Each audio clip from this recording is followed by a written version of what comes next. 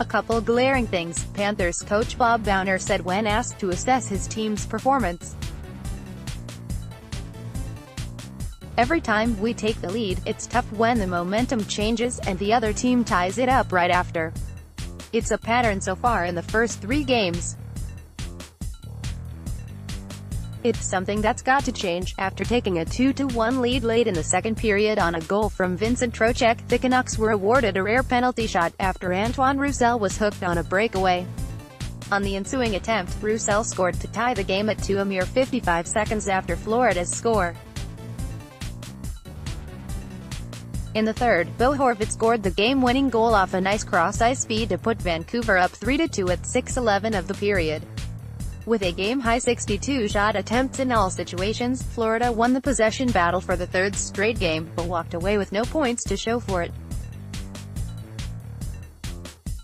With plenty of hockey left to play this season, Trocheck believes his team is close to turning a corner. "I think all 3 games we've controlled the game for the most part," he said.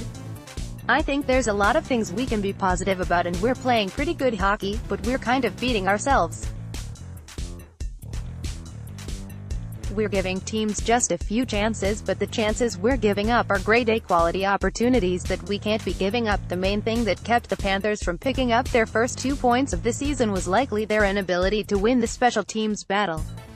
Florida, still searching for its first goal of the season with the extra attacker, went 0 for 5 on the power play after Trocheck's second period goal was scored seconds after a power play expired, while Vancouver netted 1 of 3. "We finished a minus in the special teams department again tonight," Boughner said.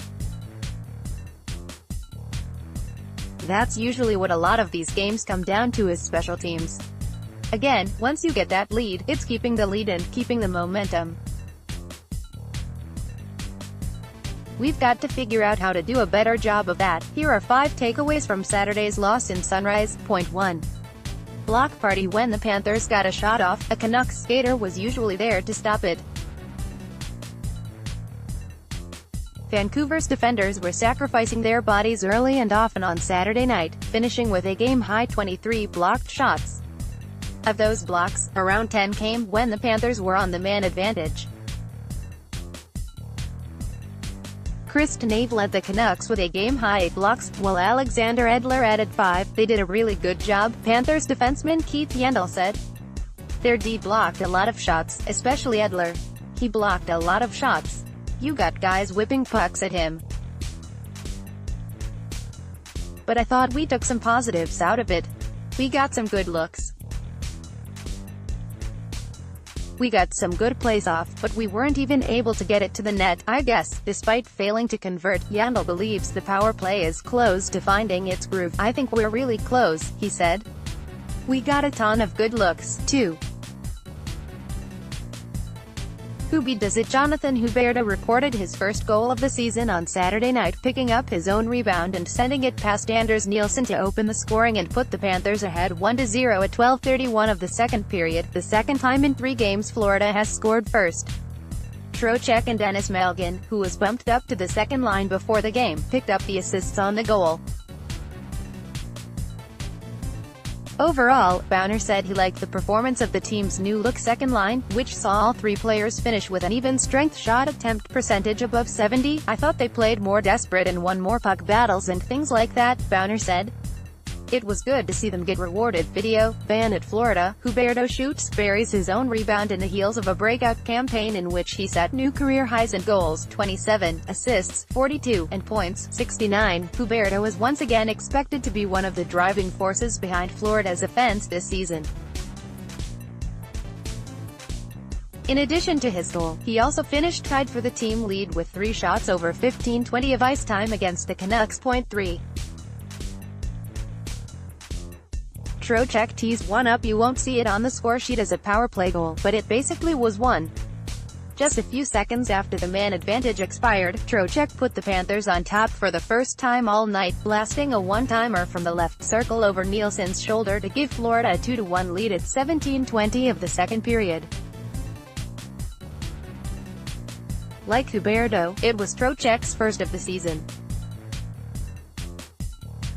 Video, fan at Florida, Trocheck blisters home heavy one-timer, we sustained pressure for the majority of the power play for pretty much everyone, Trocheck said. I think we're definitely getting the opportunities, we're getting the ozone time, we're tiring out the PK. It's just a matter of us putting the puck in the net, like Boughner. Trocheck also said he felt his new line performed well. I thought we played pretty well, Trocheck said. I think we were in the ozone the majority of the night. Not too many defensive shifts that I can remember. When we were, I think our D were playing really well, solid defensively. Overall, I think we played pretty well. 4. Bogdan lowers the boom. You can put Bogdan Kisilovic in a cage, but you can't contain him. Less than 3 weeks after suffering a broken jaw in the preseason finale, Kisilovic showed an impressive amount of strength and discipline in his long-awaited NHL debut with Florida. In addition to spending ample time on the penalty kill, he skated .221 shorthanded. He also threw a pair of big checks, including laying out Jake Virtanen late in the first period. I thought, for his first game, he did pretty well, Boughner said of Kisilovic, who signed a one-year deal with the Panthers this summer after spending nearly a decade in the KHL. I think he's going to continue to just get better. It's going to take him some time. A 6-foot, 207-pound native of Cherepovets, Russia, Kisilovic had 23 goals and 100 assists in 393 career KHL games for CSKA Moscow 2014-18 and Seversk Cherepovets 2009-14. In 2017-18, he posted 16 assists in 44 games and was named to the KHL First All-Star team. In his NHL debut, he skated 16:44 alongside Alexander Petrovic on Florida's bottom pairing. From Panthers PR, tonight is